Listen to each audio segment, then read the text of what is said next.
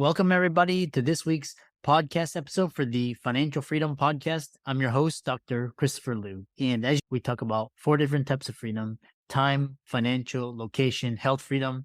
And in that light, I'm always interviewing entrepreneurs, people on the leading edge of thought leadership and changing the world. So today we have John Ball, and he's actually a podcast presentation coach and show host. He's also a speaker.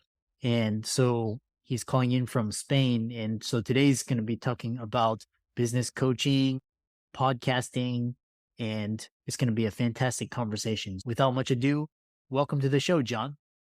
Thank you for inviting me. Yeah, I know we had connected through Podmatch. So tell us a little bit about yourself and how you got started. How I got started as an entrepreneur was really just looking for some more meaning in my life. And I'd been introduced to the concept of coaching years ago and knew that it was something I really wanted to do. Wish I'd heard about it when I was at school.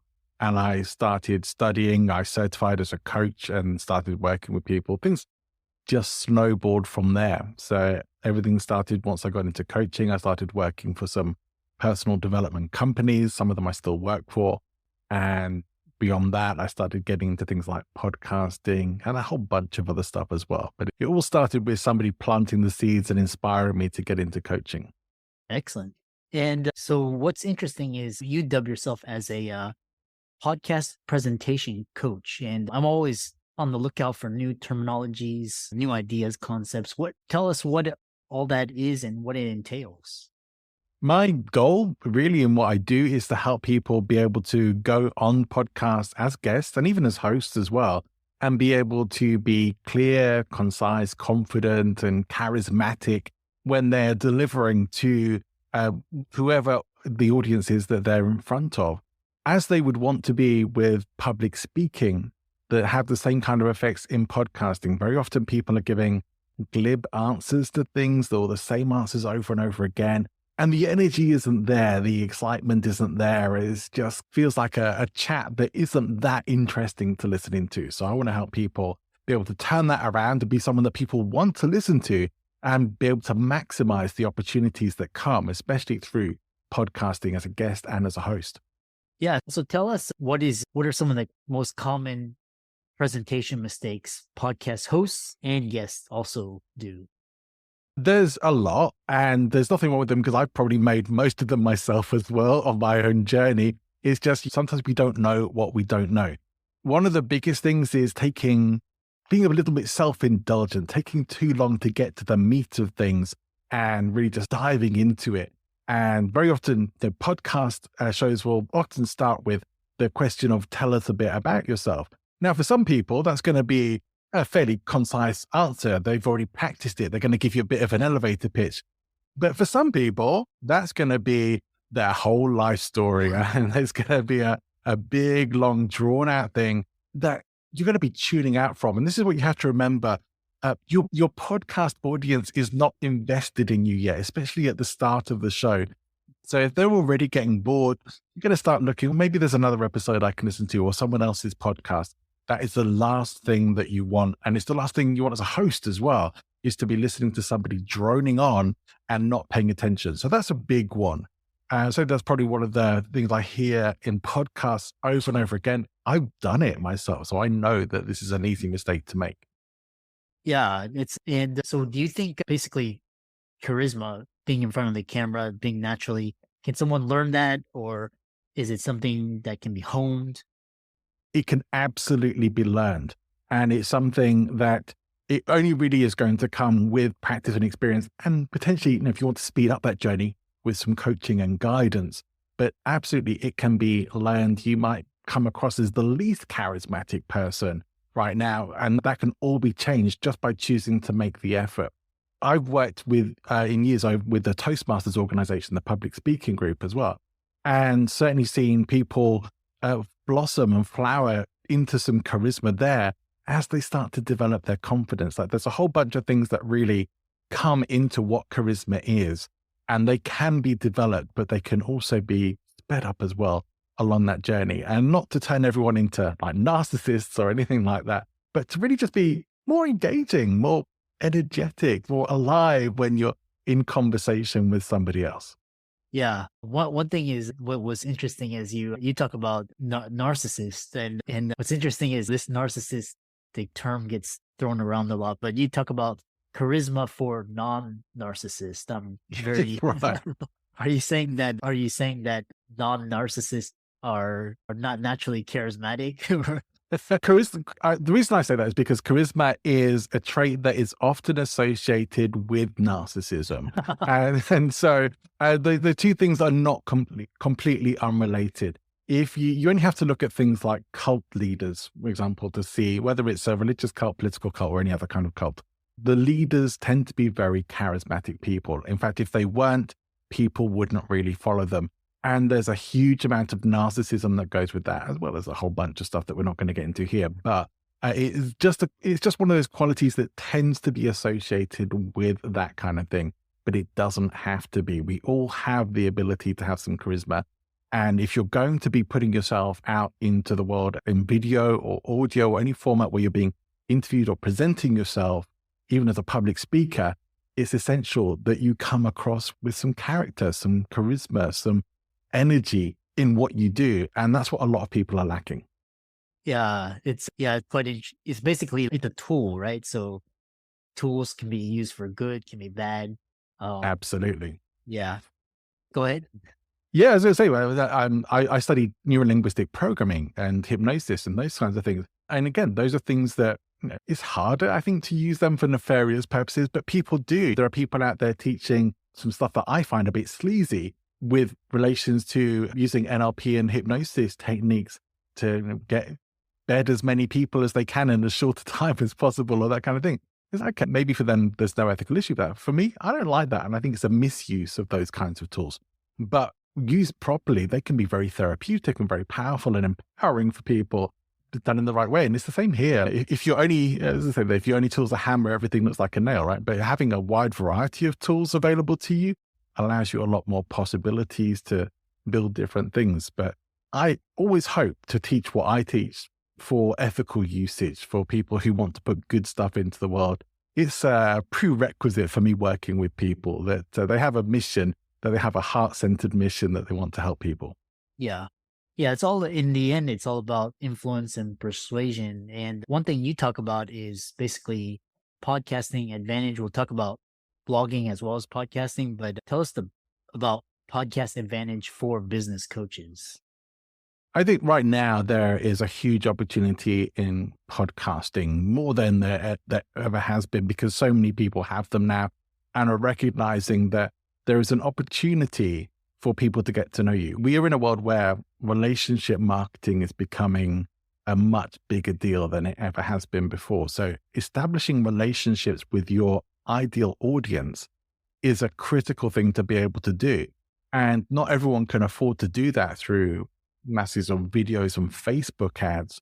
And so this is something like podcasting is a very cost-effective way, although not always the most time-effective way, but certainly a cost-effective way of being able to get yourself in front of audiences of people who are potentially your ideal clients and be able to start that conversation and have thinking, all right, this person is interesting. They have something I'm interested in hearing about. Or the alternative of that, oh, I'm not really interested in this, so I'm not going to look for another episode. We want that. And then magnets repel and retract. And so we want to be on here as a way to do exactly that, attract the audiences and the perfect future clients that we'd like to work with and repel those that we don't. And podcasting puts us in a position to be able to do that as a guest and as a host, if we choose to do that too. Yeah. Yeah. And it's really interesting because I tell clients and everybody, if you missed out YouTube's really hard to get followers now. But in the beginning, it was really easy. Instagram too. But now people are flocking to like TikTok, and podcasting is this untapped resource. And if you missed out on the previous, you can really create a brand and a following. Talk about blogging as a way of augmenting your podcast. Oh boy. Blogging is something that I got into simply because I enjoy writing, not because I thought there was any great tactical benefit in it. I just really wanted to practice my writing. And then last year, I think it was last year anyway, the start of last year, LinkedIn opened up the capability to do newsletters on the website. And I thought, what the heck? I think I'm going to do a LinkedIn newsletter. So, just over a year later, I'm still doing it. Haven't necessarily been as weekly as I would have liked to have been due to various things, but I certainly have enjoyed the process. My writing is improving. So for me, I still think there's power in blogging. I haven't accessed that yet, perhaps. I'm still mastering my craft there.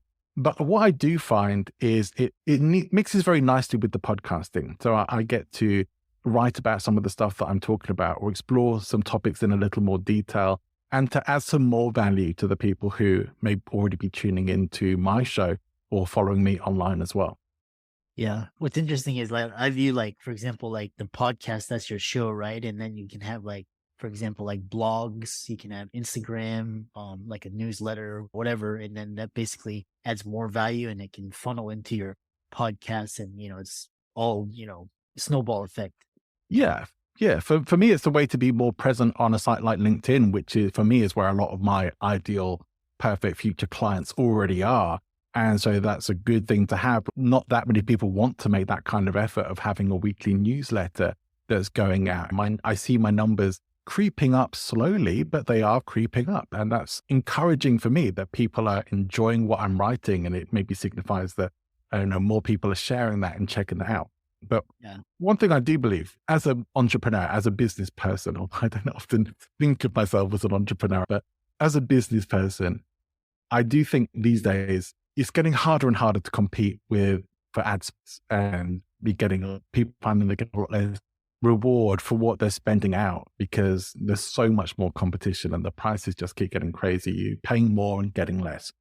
And so I do think strategies like podcasting and having a good email list are probably two of the most solid things you can do to be building your list on your own terms.